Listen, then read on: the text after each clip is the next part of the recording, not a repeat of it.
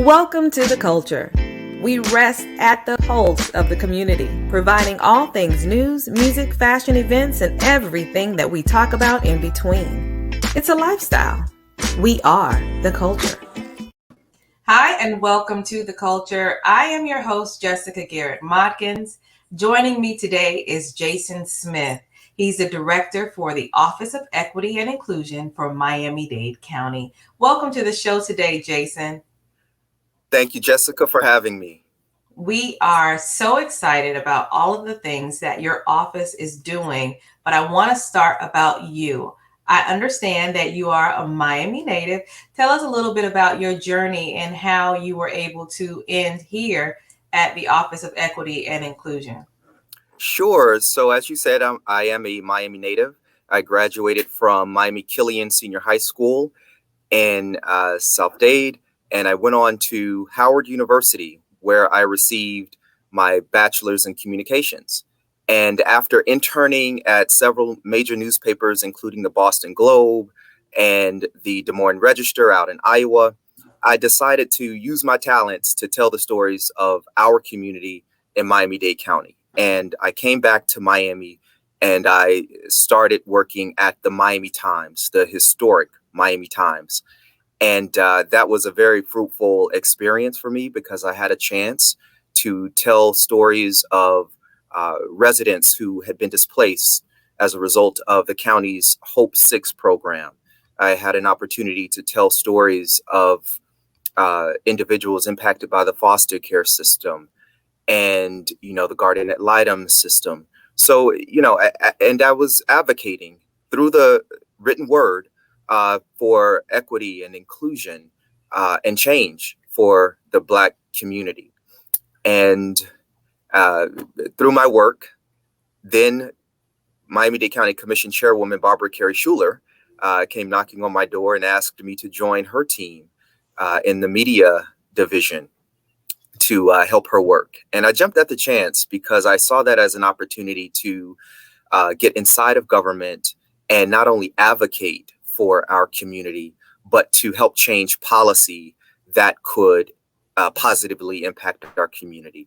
And so for the last 17 years, I've been working in Miami-Dade County government in various roles, senior legislative analyst with the Commission Auditor's Office, worked for Commissioner John Modestine, Commissioner Dorn Roll, and most recently as legislative director for then Commissioner Daniela Levine Cava. And because of the trust and the work that I did for her in that role, she elevated me and tapped me to lead this really innovative office. And I'm excited. I'm humbled at the task and humbled at this opportunity, but it's important. And when it's time to step up and God gives you that opportunity, I think it's important that we take that opportunity. So that's why I'm here. And we're thankful that you took the opportunity. I don't believe anyone could see if someone else who didn't have the experience that you've had in serving in all of those different capacities to lead us at this time. And then you think of the word equity and inclusion, and it could be so broad, but I would like to give you an opportunity to define equity as it relates to your specific office and what that means. Right. So as I see it, equity means ensuring that all residents in Miami-Dade County, regardless of their neighborhood of residence, regardless of their race, their gender, their sexual orientation, that all residents have an opportunity to achieve their full measure of participation in the social, economic, and political life of Miami-Dade County. And if all residents can participate in the social, economic, and political life of Miami-Dade County, then that should lift the county's entire economic profile. And that should lift the entire the county's quality of life. And that will build trust in county government. And as I see it, the role of this office is to ensure that county resources are allocated in a way that will ensure full participation. And that may mean that for some communities, more resources may need to be invested because of past disinvestment. That may mean that more advocacy work may need to be done on behalf of certain communities because of past actions of government or systems that have kept those communities out of the realm of advocacy.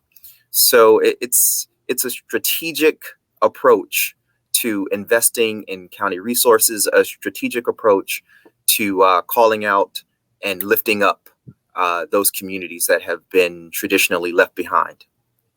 Now, I'm hearing, I appreciate the definition of equity, but I'm also hearing that there is some form of equality that also may come with that, or is there a difference? Explain that.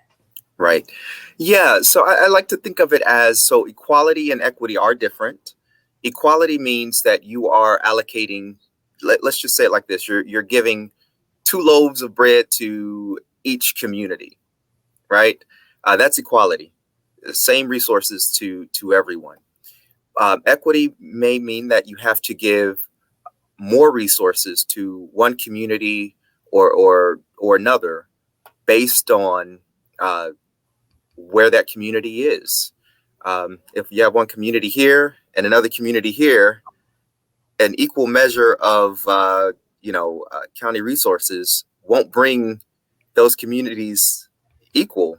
That there'll always be one community left behind. So equity means bringing one community up here through strategic investment and attention to ensure that everyone is now equal, and then the community can rise together. Excellent. And I believe you've touched on this a little bit, but what is the significance of this office as it relates to Miami-Dade County, or just why is this office important? Well, this office is important because it is centered in the office of the mayor. And my office serves as in an advisory capacity to Mayor Daniela Levine Cava. She thought it was that important, this issue of equity, this issue of addressing past disinvestment. She thought it was that important that she created an office to advise her to ensure that all the work of Miami-Dade County is done with an eye towards lifting up all communities. So it's important because every decision that this mayor makes is centered in equity, and it's centered in inclusion. So in the past, some communities were sort of, an afterthought. But right now, going forward, every decision that this mayor makes is done with an eye towards including everyone and making sure everyone is lifted up. Now, I'll give you an example of that. Right after this office was announced in February, and of course, our office was created in the middle of a pandemic, and we were facing a mass vaccine distribution program. How do we do that to ensure that everyone gets the vaccine? And so as soon as our office was announced, we held a roundtable, and we brought together 160 members of faith-based communities, community-based organizations, and just interested parties to advise the mayor on how to create an equitable vaccine distribution program to ensure that the Haitian community, the Hispanic community, the farm workers community in South Dade, that they all had access to this life-saving vaccine. And all of the ideas that were sourced from that roundtable were included in the mayor's final vaccine distribution plan for Miami-Dade County. Some of those ideas included mobile vaccine clinics, door-to-door canvassing, which the mayor has implemented through the Vax Now teams. So it's and unique marketing and advertising across different media. For the Haitian community, that means the radio is the primary means of communication. For other communities, it's easy to reach them by Facebook, but we have to think holistically and in an inclusive way to make sure that we're reaching all the communities, to let them know that the vaccine is here, that it's safe, and that it's available to them. So as it relates, and I think we'll come back to the things that your office has been able to do. But before we do that, I want to touch on the broad stroke.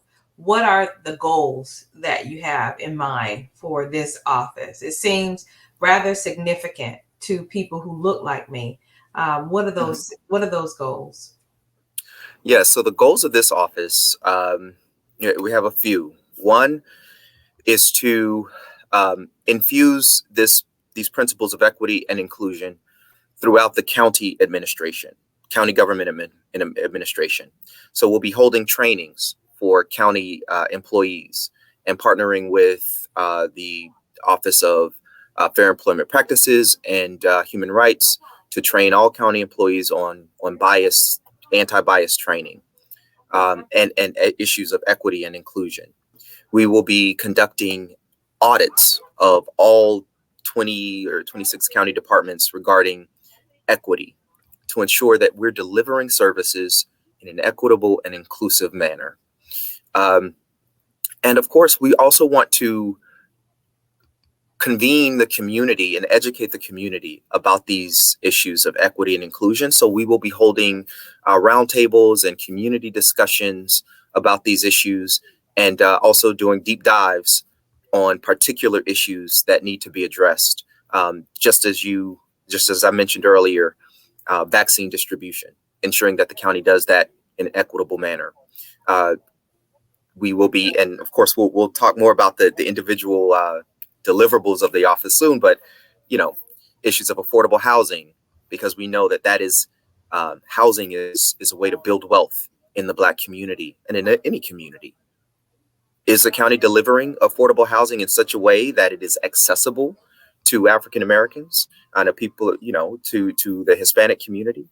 So those are some of the issues that we will be leading the discussion. We will be providing policy recommendations to the mayor, administrative recommendations to the mayor, so that as we roll out different programs, we're including everyone and we're addressing some of the longstanding problems in our community. And then if there were people in the community who were seeing things that they thought were not right, or there was no equality, or it was not done in an equitable manner, how would they reach your office to set up some sort of meeting to express those things? Right. So I've been taking those phone calls and those emails since this office was created. And I do encourage folks to reach out to me directly. jason.smith2@miamidade.gov. And, we will look into those issues. Miami-Dade County has been a leader in protecting the rights of individuals and protecting the rights of African Americans, of people of color, Hispanics, of the members of the LGBTQ community through our human rights ordinance. And we have an entire division in Miami-Dade County that does investigations and issues findings. And it's also tasked with levying fines for violations of that human rights ordinance. So my office will connect residents who feel like they've been wronged, or who feel like systems have been used in an unfair way. We'll investigate. We'll connect them to the proper investigative agency if needed, and we will hold it up and root it out. That's my goal. And then what activities and things that you all have been able to achieve since you have launched in February? You mentioned the vaccination forum. Were there any other things that you were able to do in such a short time? It's not very long. It's not very long, but I don't believe in wasting time to get to work. So the county received a $60 million line of funding from the federal government for rental assistance. And one thing that we know is that when these new streams of revenue come, those are opportunities to include businesses that have traditionally been underutilized or left out of the county's procurement system. So my office advocated to the mayor as well as to county staff to think creatively and think outside the box and include companies that were not normally included in the contracting program of the county, to include them in that $60 million program. And we were successful in ensuring that a $1 million contract of that $60 million program went to a minority firm, a small business that is from Florida based, two young men from FAMU. They're able to start a business and provide rental assistance support to the county.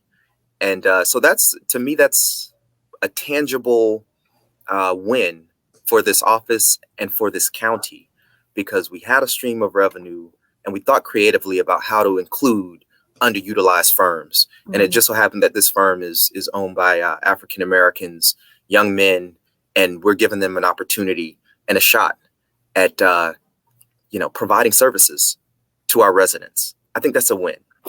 Yeah. We also held a procurement roundtable to look at the entire procurement system of Miami-Dade County, so that we can come up with recommendations to include more underutilized firms, more Black businesses, more women-owned businesses in the county's procurement program. So the mayor has taken some of those suggestions from our procurement roundtable, and she'll be announcing some changes fairly soon. And then, I'm sorry, one more thing. Okay. We're very busy. One more thing. Tonight we have a roundtable. On April 29th, we are holding a roundtable regarding affordable housing and partnering, how the county can partner with the faith-based community. And we know many churches, synagogues, and temples, they own a lot of land in Miami-Dade County, and they want to get involved in building affordable housing for their residents and for their constituents and their parishioners. So Miami-Dade County wants to help them do that. So we're going to come up with new partnerships and do a deep dive in that, and how we can, think innovatively about affordable housing. Awesome. And then what are your plans outside of procurement? Do you have any other plans for small minority-owned businesses? Oh, that's a great question. So Mayor Daniela Levine Cava, when she was assembling this office, she thought she had the forethought to include a position for a small business innovation manager. His name is Danilo Vargas, and he ran the then commissioner's small business incubator in South Dade. And she's tasked Danilo with expanding that concept of business assistance throughout the county. Nice. And then how would anyone who is a small business or minority owned firm be able to get in touch with that division? Yeah, like I said, just reach out to me and I'll connect them to Danilo Vargas, and we hope to be rolling out a comprehensive program in the coming months regarding small business support. And the ecosystem for small businesses, as you know, Jessica, is vast, but it is siloed in many ways. So a lot of what our office will do will be able to connect that ecosystem in a way that it's easier for small businesses to navigate, so that they can receive all of the services that are out there that are available to them. So please reach out to me, jason.smith2@miamidade.gov, and I'll be happy to connect any small business with Danilo and all of the services that we have. And before you leave, it would behoove me to touch on this. Now, we all know that there's MD, the Miami-Dade Economic Advocacy Trust, Yeah. which was formed in the 80s as a offering, I would say, to the Black community after the riots. How do you coexist and an overlap of responsibilities, or how? Just explain to me, how does that work?